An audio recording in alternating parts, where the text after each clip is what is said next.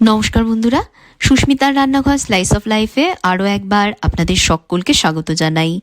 আজ তৈরি করব হাতে মাখা চিতল মাছ। একদম ইউনিক একটা রান্না, যা বানানো খুবই সহজ আর স্বাদেও হয় অসাধারণ। গরম ভাতের সাথে এই চিতল মাছ মাখা হলে খাওয়ার মজা একেবারে দ্বিগুণ হয়ে যায়। তাহলে দেরি না করে আসুন দেখে নেওয়া যাক কীভাবে খুব সহজেই কম সময়ে তৈরি করা যায় হাতে মাখা এই চিতল মাছের রান্না। এর জন্য লাগবে চিতল মাছ। আমি এখানে 6 পিস চিতল মাছ নিয়েছি। এখন মাছগুলোকে ম্যারিনেট করে নেব।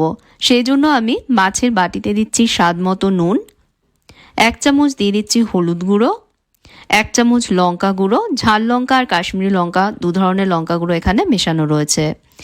একটা দিয়ে দিচ্ছি মাঝারি মাপের পেঁয়াজ কুচি, 1 টেবিল চামচ আদা রসুন বাটা, একটা ছোট সাইজের গ্রেট করা পেঁয়াজ, তবে পেঁয়াজ বাটাও এর জায়গায় দেওয়া যাবে, ছোট টুকরোয় কাটা একটা মাঝারি সাইজের টমেটো, আর 5-6টা মাঝখান থেকে চেরা কাঁচা পাকা লঙ্কা, কয়েকটা ফ্রেশ কারি পাতা এর মধ্যে আমি দিয়ে দিচ্ছি। তবে কারি পাতা দেওয়াটা এই রান্নায় সম্পূর্ণ অপশনাল, যদি ঘরে না থাকে এটা না দিলেও হবে, তবে দিলে রান্নায় সুন্দর একটা ঘ্রাণ আর ফ্লেভার এনে দেবে। এখন এর মধ্যে দিয়ে দেব 2 টেবিল চামচ কাঁচা সর্ষের তেল। দেবার পর মাছের টুকরোগুলো সমস্ত উপকরণের সাথে ভালোভাবে মাখিয়ে নেব, যাতে মাছের গায়ে মশলাগুলো ভালোভাবে লেগে যায়।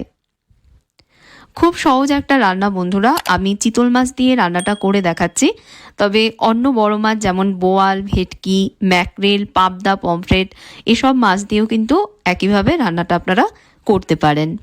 একঘেয়ে ঝোল ঝাল থেকে একটু ভিন্ন স্বাদের যদি মাছ রান্না করতে হয়, তাহলে অবশ্য করে এই রান্নাটা আপনারা ট্রাই করতে পারেন।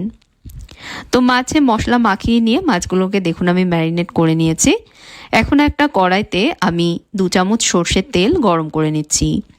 মাছে যেহেতু তেল মাখানো রয়েছে, তাই এখন কিন্তু আর খুব বেশি তেল লাগবে না। তেল গরম হলেই এর মধ্যে দিচ্ছি 2টো তেজপাতা, একটা দারচিনি আর 2টো ছোট এলাচ। গোটা মশলাগুলো একটু সময় ভেজে নেব। তেজপাতা আর গোটা মশলাগুলো ভাজা হয়ে আসলেই এর মধ্যে দেব 1/2 চামচ গোটা জিরে। গোটা জিরে দেওয়ার পর আরও কয়েক সেকেন্ড ভেজে নেব। এবার মাখা চিতল মাছগুলো কড়াইতে দিয়ে দেব।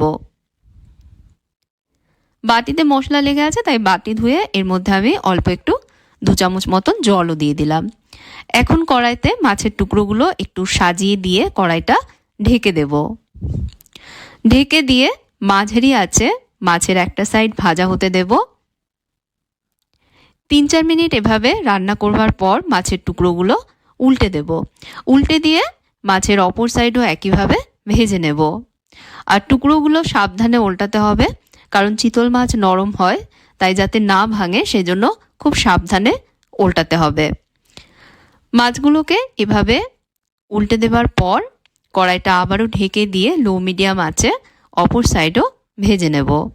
যতক্ষণ মাছের 2টো সাইড ভাজা হয়ে মাছ থেকে তেল না ছাড়ছে, ততক্ষণ অবধি এভাবে করে রান্না করতে হবে। মাছ থেকে যখন বন্ধুরা এরকম দেখবেন তেলটা ছেড়ে দেবে, তখন এর মধ্যে দিয়ে দিতে হবে প্রয়োজন মতন জল। এই মাছের গ্রেভি কিন্তু মাখা মাখা হবে, খুব বেশি ঝোল থাকবে না, তাই খুব অল্প পরিমাণ জল এর মধ্যে দিতে হবে। সাথে দিয়ে দেবো এর মধ্যে 1/2 চামচ গরম মশলা গুঁড়ো। শুধু দারচিনি আর ছোট এলাচের গুঁড়ো এর মধ্যে রয়েছে। ব্যাস, এবার মশলা আর মাছগুলো ঝোলের সাথে একটু মিশিয়ে দিয়েই কড়াইটা আবারও ঢেকে দেব। ঢেকে দিয়ে একদম কম আছে 30 সেকেন্ডের মতন গ্রেভি ফুটিয়ে নেব। দেখুন বন্ধুরা, গ্রেভির চারপাশ থেকে তেল ভেসে উঠেছে। ব্যাস, এবার কিন্তু এটাকে কড়াই থেকে নামিয়ে নিয়ে আমি গরম ভাতের সাথে পরিবেশন করে দেব। তো বন্ধুরা, এই ছিল আজকের হাতে মাখা চিতল মাছের একদম সহজ রেসিপি। ঘরে করে দেখবেন রান্নাটা, কথা দিচ্ছি আপনাদের ভীষণ ভালো লাগবে। আর আশা করছি ভিডিওটাও ভালো লেগেছে। ভালো লেগে থাকলে ভিডিওতে লাইক, শেয়ার, কমেন্ট করতে ভুলবেন না।